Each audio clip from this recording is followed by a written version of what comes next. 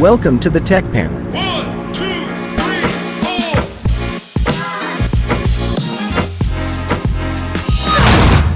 The podcast where tech minds meet. So welcome to the Tech Panel, where we interview founders, CEOs, and C-suite individuals about their professional journeys and use of tech. I am Matt Finnegan. I'm Marvin. I'm Em Glasson. And today we have Ben Wyeth, who is the founder of Shufl.app, AI Guana NFT project, and founder of Guana Tree Planting Fund. Ben, welcome to the Tech Panel. Hey guys, great to be here. Nice to meet you all. So nice to meet you, Ben. To start off with, could you tell us a little bit about your background? Yeah, certainly. So I started originally as a freelance photographer. Did that for quite a while, covered a whole range of different stuff. I was based in the UK back then, so I was shooting for newspapers, magazines, Premier League soccer. Moved over to Oz about 10, 11 years ago. I was freelancing for a little while when I got here, and then kind of fairly quickly transitioned into web design and running a digital media agency. So doing a whole range of stuff there as well. So making websites, social media, marketing, branding, design, all that kind of stuff. So I had kind of this pretty broad range of like different skills, if you like. Yeah. At the same time, I was kind of, I guess, on the side, I was kind of developed this interest in like the crypto space. I had visions of becoming a, master trader and like, making a fortune that way, which I definitely didn't have the skill set for. But kind of, I had like this interest just kind of as a retail investor. And then when NFTs came along, it was kind of like this aha moment where I had like this skill set that kind of perfectly aligned with what was happening in the kind of crypto space at the time. And that led to me launching an NFT collection. And I guess the rest is kind of history. It just kind of took off and went from there, really. Yeah, that's amazing. I guess, can you explain what an NFT is to all our listeners? Yeah, certainly. So an NFT stands for a non-fungible token. So essentially it means like each token represents something unique. So if we think of something like money, which is really fungible, like you don't care which dollar I give you as long as it's a dollar because they're all the same. You can swap, $1 for like 250 cents, etc. Whereas an NFT represents something, that's totally unique. And I guess one of the key kind of things that unlocked was this ability to create sort of digital scarcity. Yeah. So, in a world where, you could have thousands of copies of the same image, this technology kind of provided the unlock, which meant, okay, everyone, can right click, save the image. But this is actually like the provable token, which you can verify it was created by the artist who made it. And that kind of, you had that chain of provenance that goes back. So in a world of abundance, it kind of allowed you to create sort of scarcity. And for anyone who's unfamiliar with the term, myself included, fungible, help us understand what that means. So kind of, as I alluded to there, so fungible means things can be easily interchangeable. So like money is the perfect example. Like $1 is exactly the same as another dollar. If you go and get your change from, the cashier when you're buying your coffee, you're not worried about them giving you like the shiny gold dollar as opposed to the other one because they both have exactly the same value. They're completely interchangeable with each other. I feel like, sorry, go ahead. I was just going to say, it's so interesting. Like, I feel like not everyone is familiar with this space. I guess, Ben, what inspired you to get into this space? So, I mean, I was really interested in kind of like crypto and Web3 in general. I think there's a lot of like the kind of core ethos and philosophy behind it. Like these ideas of sort of decentralization and community ownership, and these things kind of really resonated with me personally. There was also, it was a really exciting space because it was kind of a lot of innovation. It was kind of at the forefront of pushing this new technology. So that's kind of certainly, attracted me to it, I think. I kind of lost my chain of thought there. quite rambling. I thought I had actually lost something. I was like, wait, was there an end to that? Yeah, no, I thought where I'm going. Yeah. And obviously, the NFT market has had its own fair share of controversy. What attracted to you in particular, and how did you sort of navigate the challenges that are associated with some of the problems that people have encountered really early on with the NFT space? So, I mean, I've definitely fallen victim to them as well. It's in a lot of ways, crypto, and it's maturing, but it's still very much the Wild West in terms of this. There's a lot of stuff that's kind of gray areas in terms of like legal structures, and there's a lot of kind of shady stuff that goes on, and obviously there's a lot of money involved as well, which kind of attracts a lot of bad actors. So it's definitely some way that you kind of want to be careful and cautious. And I think there's certainly the early days, the kind of like heyday of NFTs, I guess, through 2021.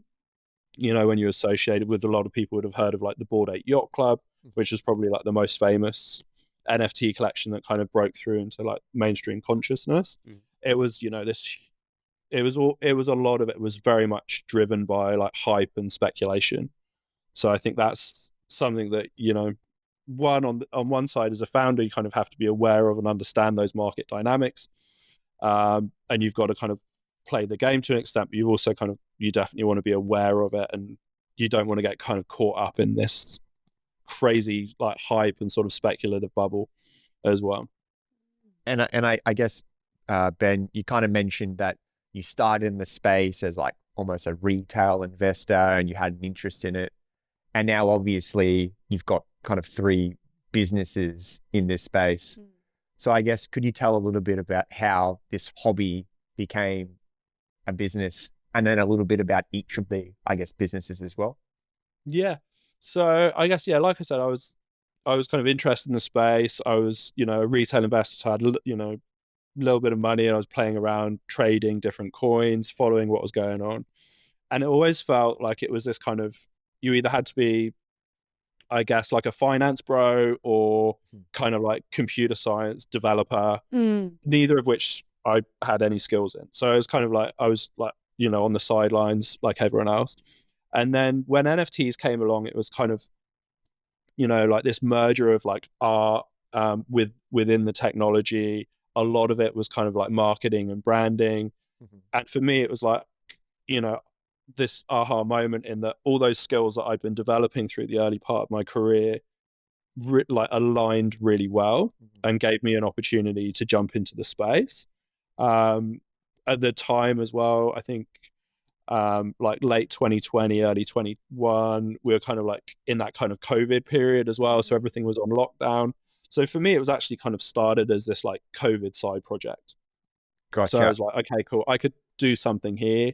So started, found some artists to work with, came up with a concept, started putting together this collection, and really kind of put it out there without any expectation of like what was going to happen. It was kind of like, a relatively low bar or low entry, like I didn't have to invest a whole lot of money to start, gave it a try, and we were super lucky. We timed it really well, managed to find a lot of traction very quickly. And like overnight, it was like, okay, cool, right, we're onto something here. And then just dived in kind of and just grabbed on with both hands and tried to make the most of sort of riding that wave, I guess. Interesting. And then I guess, so initially it started with this NFT project where you released a bunch of NFTs using your kind of marketing and art skills. And then I'm really interested in kind of this other element to it, which is the tree planting piece. Like, how did that come along, and can you explain a little bit of what that is? Yeah. So when we launched, it was kind of the middle of 2021. And at that time, if you were kind of following any of the mainstream media coverage around crypto and blockchain, the narrative was very much like, this is bad for the environment. Bitcoin mining is really energy intensive.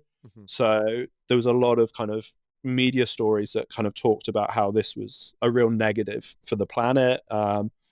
And one of the projects or blockchains that I've been following was this chain called Algorand. And they were, kind of low transaction fees, low cost, but they were also carbon negative. So they had a really low energy usage for the chain. And then what energy they did use, they actually offset through like carbon offsets and things. So it was an opportunity to kind of like counter this kind of narrative and show, yes, like Bitcoin is energy intensive, but there are actually alternative solutions. So we just came up with a really simple messaging, which I think, looking back, having this kind of simple message made it easy for people to understand. And we just said, look, for every NFT that we create, we're going to plant one tree. And then obviously as the project kind of became more successful, that led to us kind of planting like 50,000 trees in the first few months. And then kind of over time, that's kind of like everything else has just kind of expanded. And we've now spun that out to be its own kind of separate entity. We run that as like a not-for-profit. And the way we kind of structure that is, if you're familiar with like an endowment fund, over time, we've basically created this pool of capital, which we've, from some of the NFT sales, some donations from other members of the community, some partnerships we've done with other companies. And basically we invest that back into different strategies kind of within kind of the crypto blockchain space. So through things like there's governance programs and there's like DeFi yield. Sorry, what was that? So basically DeFi? like, sorry? What did you say? What did you say? DeFi? So DeFi. So that DeFi is a crypto term that means decentralized finance. Okay. So there's things like, the easy way to think about it, I guess, is like, say if I've got one type of coin and I want to swap it to a different coin, traditionally like that used to go through kind of like a centralized exchange.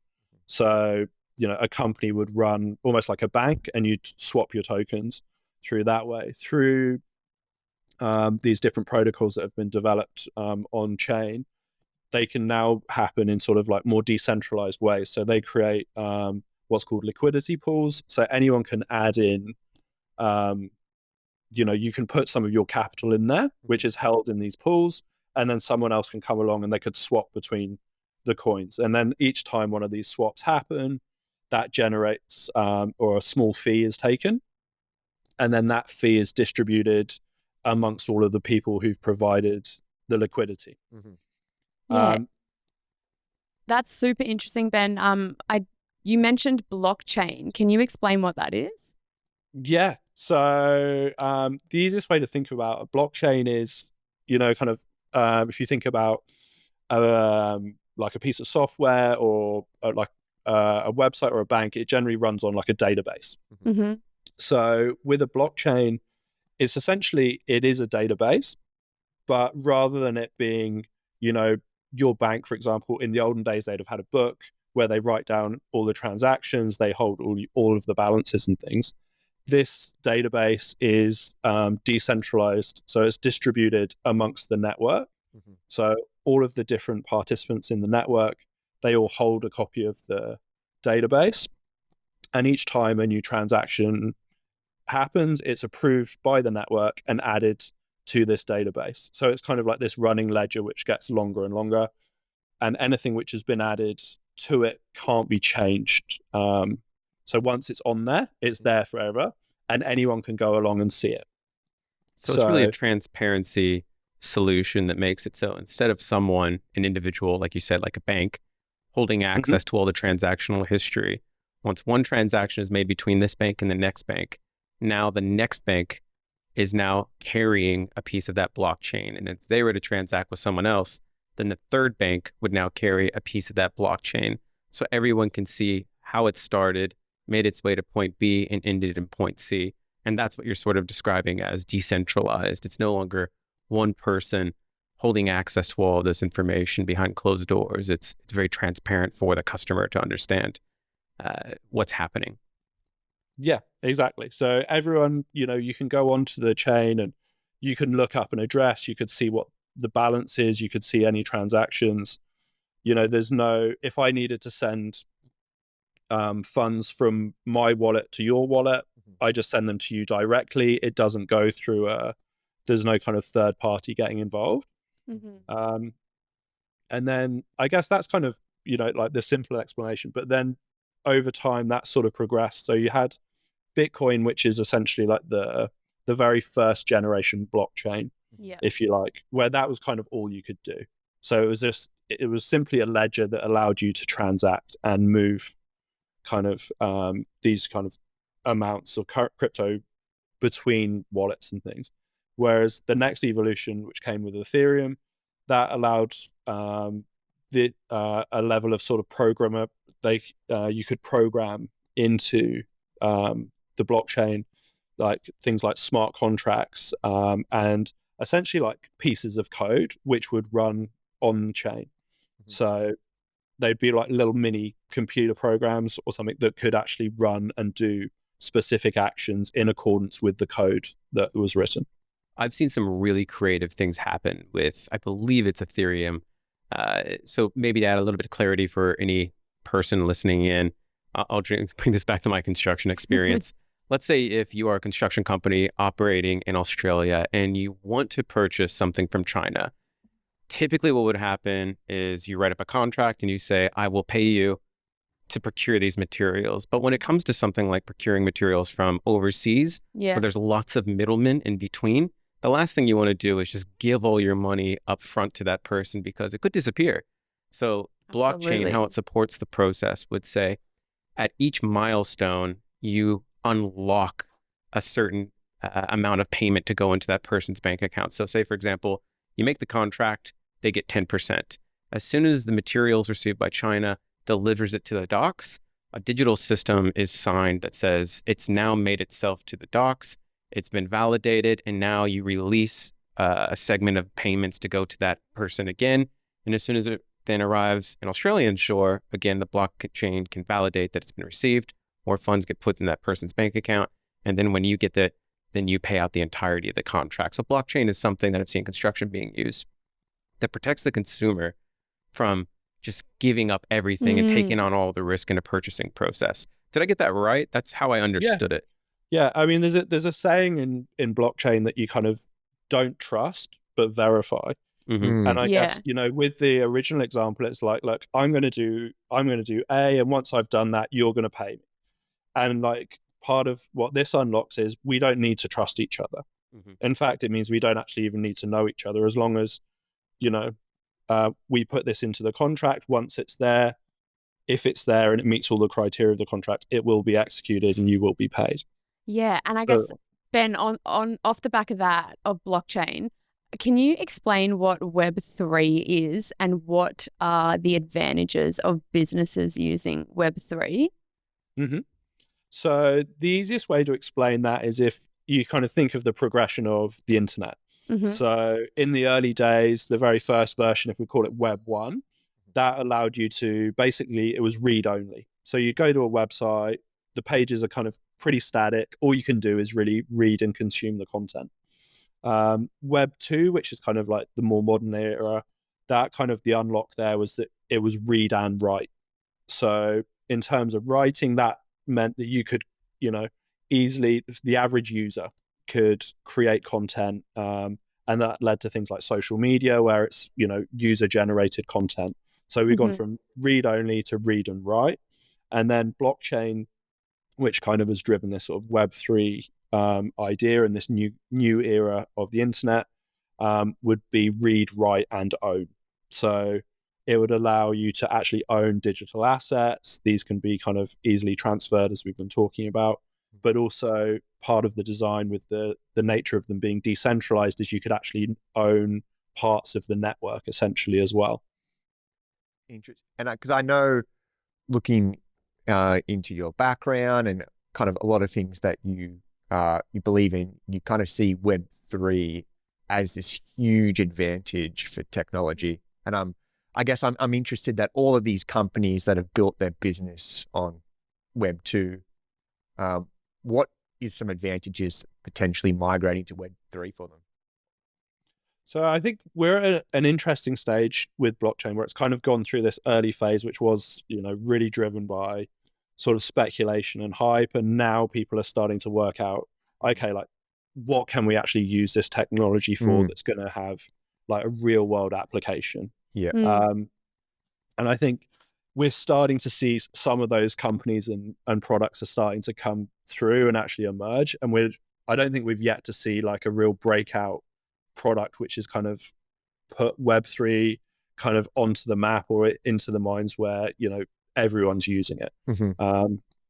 But it's definitely coming. So we're starting to see things like, you know, things like ticketing, for example, is a good example. So if you buy, you know, I don't know, like a Taylor Swift ticket to a concert, it's super, you know, is, you know, you see a lot of the secondary market for these things to be traded amongst fans. Like if I bought tickets and I can't go and I want to sell them to someone else, how do you know the tickets are real? How do you know, how are you not going to get scammed? Do we need to meet in a, you know, some dodgy alleyway behind the concert stadium? and it's, you know, and it's kind of like a drug deal, right? Yeah. But this, you know, we're seeing examples where they could be like NFT based, for example, and then they're on chain. You can easily verify, it's the official ticket because it was created by the, you know, and then you could have a marketplace, for example, which allowed that to be transacted. So we're starting to see solutions coming through. There's a really interesting project called TravelX, which is doing this for like airline tickets at the moment. So it would unlock the ability to kind of easily trade airline tickets kind of once you bought them. There's other examples where you're seeing things like tokenized ownership of like property and real estate. So homeowners have been able to like tokenize their off of these tokens. So individual users are able to buy these, you know, like put like $50 into an investment and own a share of this house. And this is all kind of able to, you know, you can do it in sort of a trustless way. And it's all verifiable and provable on chain. So we're starting to see these things unlock, but I think there's kind of a long way to go before it becomes a lot more widespread. I mean, that's the other side of it as well, is not everything needs to be running on chain. Yeah. There are some things which work really well with the Web2 solution, and I think there has also been a tendency where certainly among people who are really excited about crypto, they just want to make a Web3 version of a Web2 app. Yeah. But like, you've also got to ask yourself, is this actually providing any benefits? Are there any advantages to this? You know, because there are trade-offs as well. Like sometimes it could be a bit slower to transact. Maybe there's, you know, a cost associated with each transaction that occurs and those type of things as well. So it's not a solution for everything, but there are definitely applications for it. I think another one we're starting to see more of is there's some people who are trying to build kind of like decentralized Web3 based like social media platforms. You know, you often hear the example of people or like creators, they're building an audience, whether it's on one specific platform, you know, whether it's on YouTube or Twitter or Facebook, then something happens, their account gets hacked, or they post some content that the platform doesn't like and they kind of lose their account.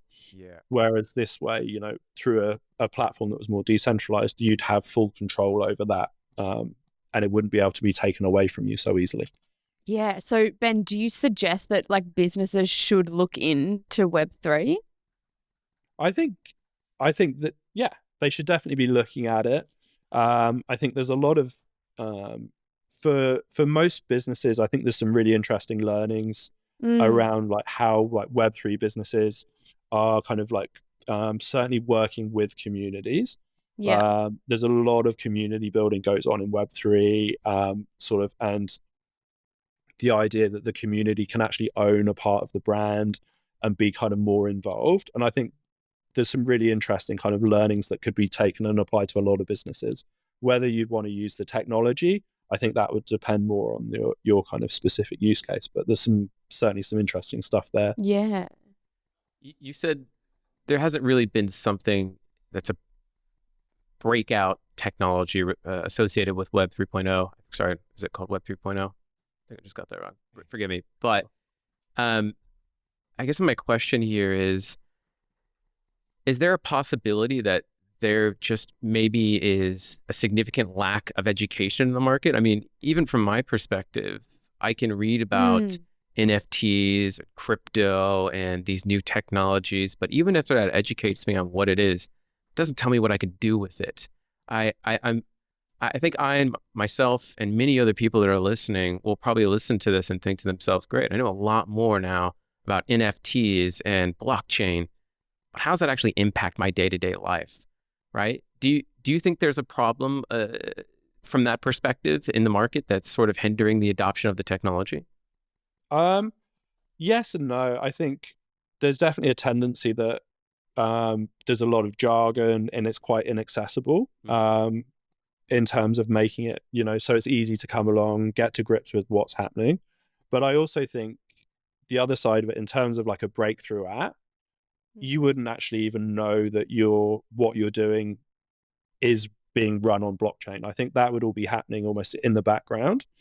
Like, we're connecting now via like a platform that's allowing my video to talk to you. I've got no idea how this is working in the background, right? Like, we don't understand how email works or how it works and we use it. And I think there's a lot to be said for that in terms of a breakthrough app. It's got to be super easy to use and you just feel the benefits. And this is better than using the alternative platform. And that will be what leads to kind of, us seeing more widespread adoption with kind of platforms that can kind of transition. So is it fair to assume then that this technology is not something for the average user to take advantage of? It's more of a service that's going to operate behind the scenes that just makes life safer? In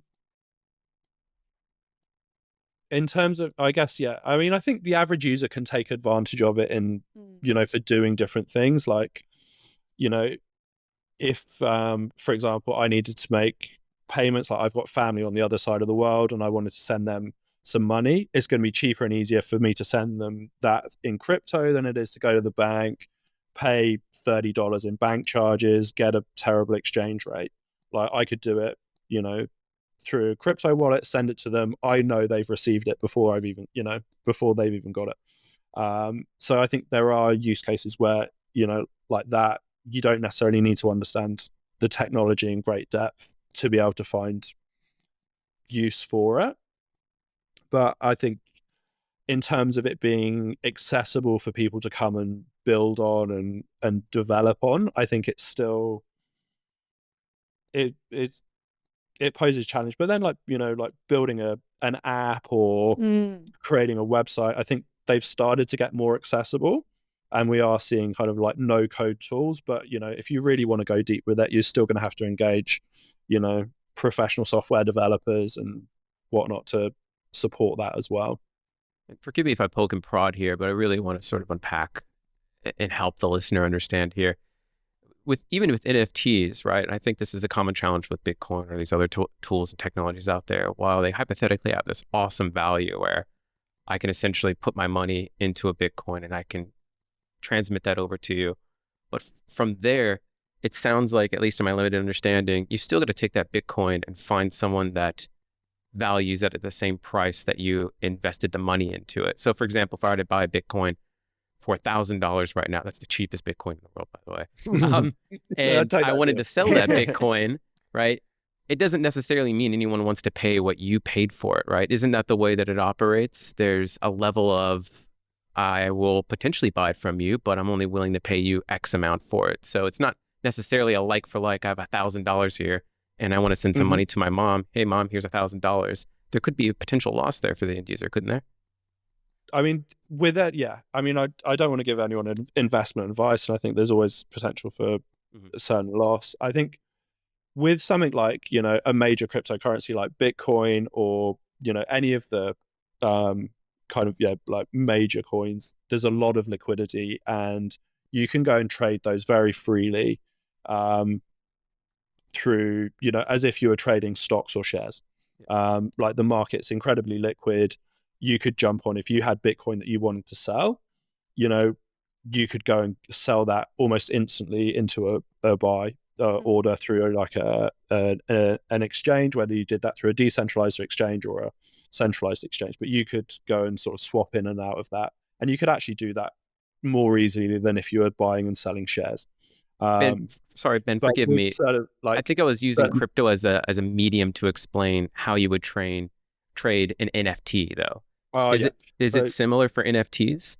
So NFTs would be a lot less liquid in terms of a market. So certainly with some of the most popular collections, say on like an Ethereum or Solana, the market would be more liquid. But yes, you'd post those and you'd kind of essentially add it to a marketplace for sale. You'd set the price, and then someone would need to come along and kind of want to pay the price that you'd put it at. And how do they So, assign value to those, do you think? Help me understand like how it becomes valued at $1,000. If I create a NFT today and I'm saying, this is $1,000, do you want to buy it? What's the driver for someone to want to invest into it? well, someone else needs to think it's worth that much, or that they believe that they could speculate on it, buy it for that much, and then sell it for more. So I think that's the key. And a lot of it, the question is, we've seen certainly when you've had like these hype cycles, there's been huge run-ups in price, and then it kind of could very quickly come back down as well. So really it's kind of it's probably not how does the individual value it, but how does that market of buyers value it more broadly. And if I take this one step further, right? If I've got $1, I know that $1 is worth $1, and I can trade that to any store that I take it to, because everyone looks at $1 and says that's 100 cents, right? But how do we actually get the value of an NFT? Where does it derive its value? Does someone just make up the price and say this is what it's valued at and that's what it is worth? Like the dollar is backed up by something behind it. And crypto, it sounds like it as well. Is NFT in a similar space? How is that created? What is the driving force for it? So you've got, I guess NFTs they've expanded in terms of what they actually are. So you've got everything from, a famous artist like Damien Hirst, for example, or someone like Beeple, who's probably one of the most famous kind of like Web3 artists who we've all heard of. So like they'd have, if they create a piece of digital artwork, it would be valued, I guess, in a similar way to how you'd value a traditional piece of artwork that goes on auction at Sotheby's. Whereas, at the other end of the spectrum, you've kind of got these generative 10,000 piece NFT collection like Bored Apes, for example. And they're much harder to value, because then the only valuation comes from the supply and demand balance within the market. And that's kind of what's going to drive the price. I think where we've seen it change, certainly over the last couple of years, is that there's been a lot of the early NFTs. They were basically just, a lot of them were just kind of cute cartoon JPEGs. And then it's evolved, and now there's this concept called, where people talk about utility. So like, what can I do with this NFT? Yeah, and Ben, sorry, keep going. No. I was just going to say, just like, tying it back to Shufl and the Shufl marketplace. We read that you developed some of your own tech. How was your experience with developing that tech? So that was really interesting. Like, it kind of evolved quite naturally, because we wanted to do another collection, and then part of that was, this idea, I guess we're talking about utility. So what can I do with my NFT? So we had this first collection, and it was like, if you had one of those, then we'd allow you to kind of create a new NFT from the second collection. So we needed to build some technology that would allow people to do kind of these various actions with their NFTs. Yeah. So that kind of led to us doing it. And in the process, it was like, okay, actually, we've kind of got the basics here of a marketplace. So part of this idea was, how do we kind of create like more sustainable revenue streams? Because part of the initial unlock with NFTs is when they're traded and sold through like secondary sales, the original creator would get like a royalty. So each time someone sells one, like maybe 5 creator. And there's a lot of talk like, this isn't really a sustainable way to drive income for a project over the longer term. So we're like, okay, what could we do where we'd actually, reinvest some of the funds we've made, build something that's going to provide lasting value. So we thought, if we have this marketplace and people are trading them, we've built a platform, people are using it, it's providing real value. and through that we can capture some platform fees, which would provide kind of income back to us, kind of as a business. Yeah, that's awesome. And I guess, you know, you've had like so much experience starting businesses. I guess for everyone listening, like if they can see a gap in the market but don't know where to start, what would be some advice you would give those listeners?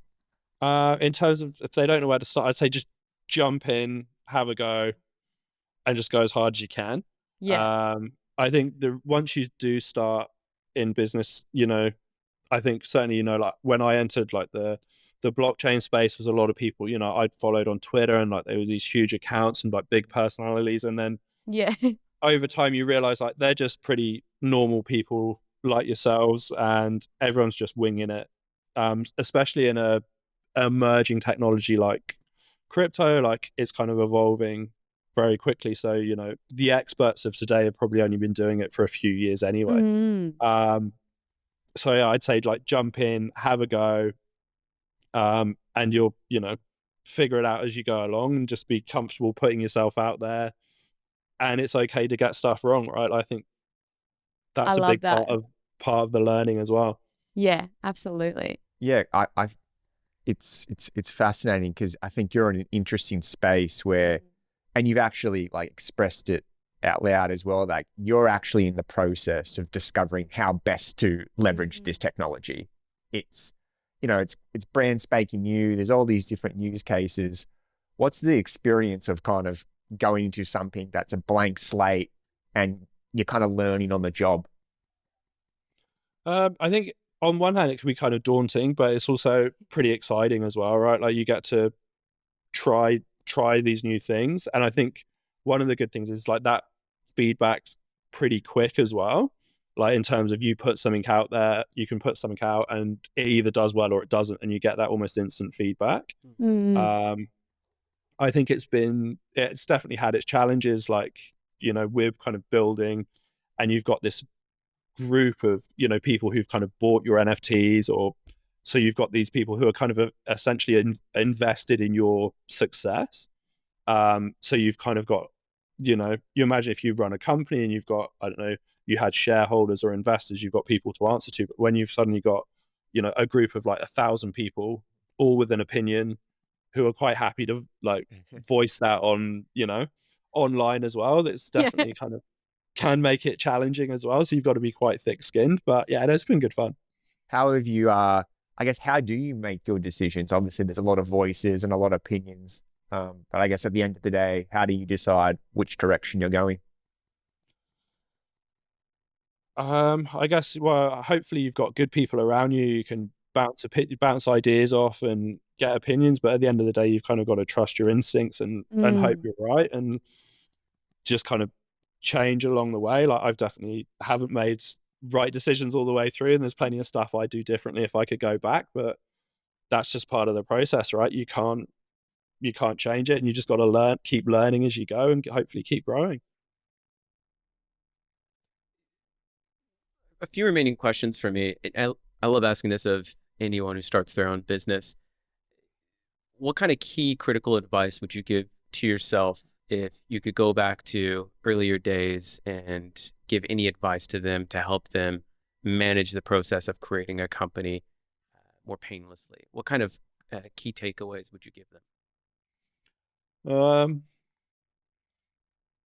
What would I do? I think looking back, like there's definitely a lot of things that we did right. And a lot of that initial success was down to a lot of the things we did, but it was also understanding that some of it was down to like the timing, the market that we were in, and kind of certainly within crypto, like, you know, is very cyclic. So like you have these huge run ups, and then it's kind of the market can turn, and it can be a really hard place to work. And I think we probably, looking back, certainly weren't prepared for like that kind of downturn. And it was kind of, I think we kind of drunk the Kool-Aid to an extent and got caught up in it, and you think the good times are going to last forever. And looking back, there was, opportunities early on where we had, outside support, like people wanted to come in and like some investors were interested and we're like, no, we're good. We don't, and actually looking back, it's like, well, that was probably a mistake and we should have taken that and